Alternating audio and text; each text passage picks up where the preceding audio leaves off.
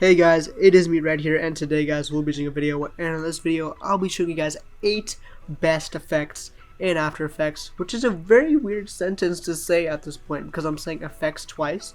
So the first effect is going to be the bad TV effect, and before this effect actually I show this effect to you, there's this plugin that I've been using this whole time.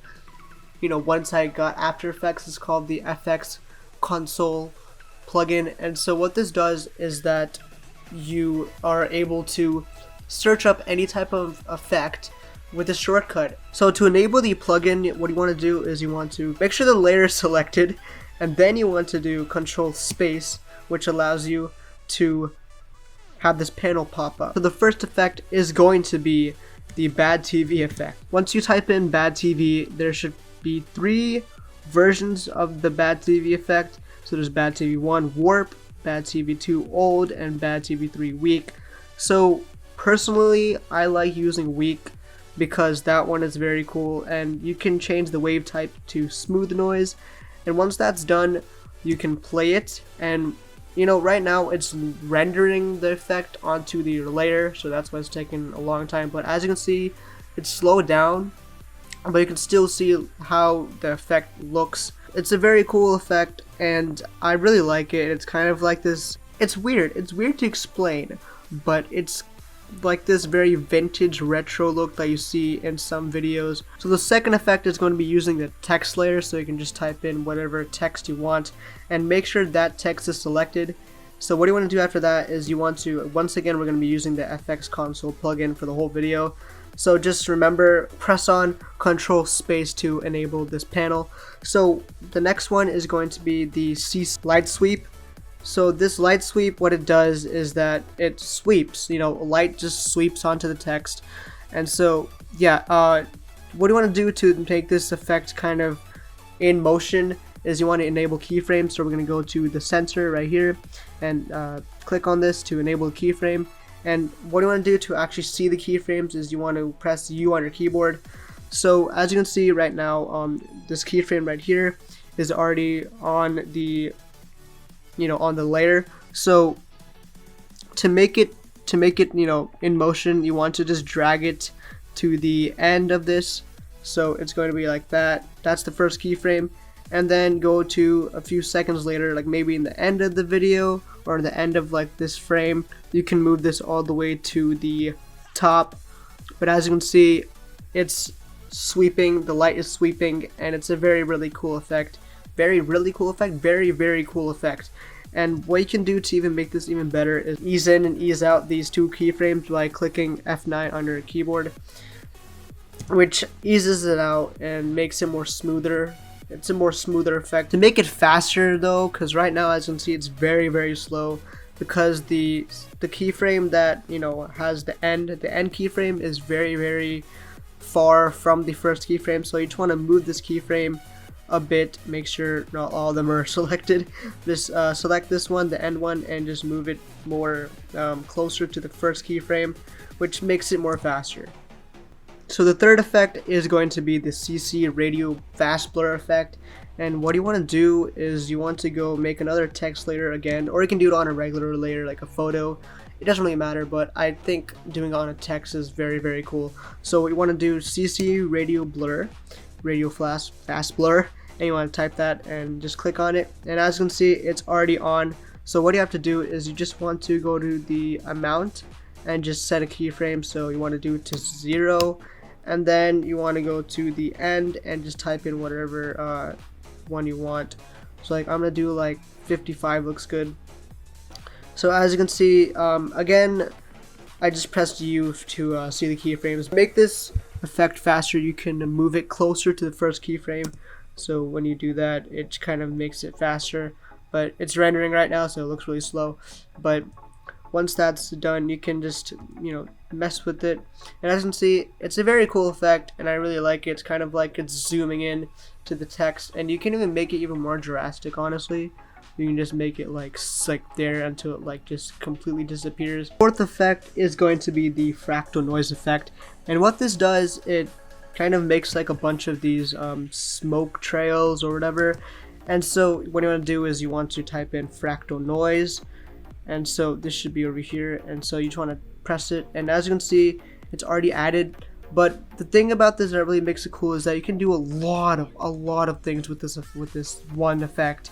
And so what we can do first is, I like making like film overlays.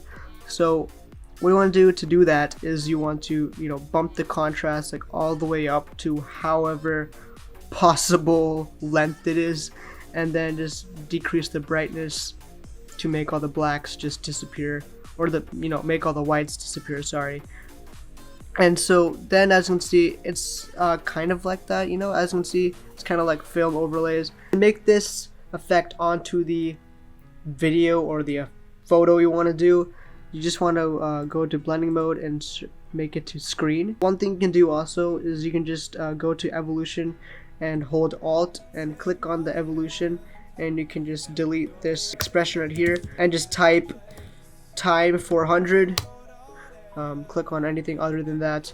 So what this does is that it cycles through it. So the fifth effect is going to be the motion tile effect, and what you want to do is you want to just type in motion tile, and what this does is this duplicates that one layer into different sections, so like it goes side by side. It fills up the whole video composition right here. Just make keyframes to whatever tile sensor, tile height. I don't think we need tile sensor, but we can do tile width and tile height. And so you want to press on U to see the keyframes. And so what you can do for this is that you can just mess around with the tile width, which makes it more skinnier. And as you can see, when you do that, you can see the duplicates. So the same thing with tile height, you can change the height of it. It depends on how much you want the layers to fit in the frame. Mirror effect is what you could call it, honestly. It's a mirror effect. So the effect in like motion, what it does is that it's in one layer and then it just zooms out to different layers. So like right here, as you can see a bunch of duplicates of it that tries to fill in the whole composition. Goes from the original to the mirror, and then it goes back to the original. So like I just copied and pasted the first keyframes to the last of it, to the last of the composition. So like this goes all the way to the mirror world, and then it stops, and then it goes back to the original. You can even make this effect ease in and ease out by just clicking on F9, make sure all the layers are selected. You can even move the keyframes closer or farther away depending on how slow or fast you want it. The sixth effect is going to be the CC Film Burn effect, and what this does, it kind of burns into the original layer. So it has this solid that it has, and then it merges into, and it burns that solid. So let's just I'm just gonna show you guys it. So honestly, right, let's go to CC Film, CC Burn Film, and then when it does that, you can just go to burn, and it goes to black first. Why it does that is because it burns the original picture, and it just burns into chunks, and then it goes to black. Make a keyframe first of all, make a keyframe of that, and then go to the last frame that you want it to have, or to actually happen, and then go and click on 0 to make the original. So the second to last effect is going to be the light burst effect, and what this does, it is very similar to the radial blur effect that we had, the radial fast blur.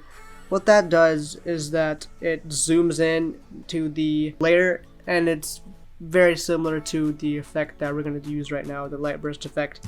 It does that similar task, but yeah, it just adds a color to it. So you want to type in light burst, you want to add keyframe to the ray length, you want to add a keyframe and just press U so you can see the keyframes, and then you want to go to a couple seconds after and just reset this to 0. What this effect does is that it zooms out to the original layer with adding a nice flare to it. So to make it even faster, because it's going very slow right now, so you can just make this faster by moving it closer. And the last and final effect of today is going to be the vignette effect, and this one's very simple, it's not too complicated. So you want to do the effects console plugin thing, and you want to press Control space, and then type in vignette So CC vignette, and that should be there. And so you want to increase the amount, like right here. So like the amount should be like, I don't know, like 100. You want to add a keyframe to the amount and just mess around with the amount of it. So like I think I'm gonna make it like 150. That looks good, and then I can change it back to like 100. You know, you can also do another thing by just making the angle of view. You can make the black go even more, so you can make it more focused to the legs. The more you increase it, the more black it gets around the edges. Anyways guys, thank you guys so much for watching, and I'll see you guys later in the next video. And please leave a like, comment, and break that subscribe button for more awesome content like this. Just punch it in the face, boom, just, you know, punch it there.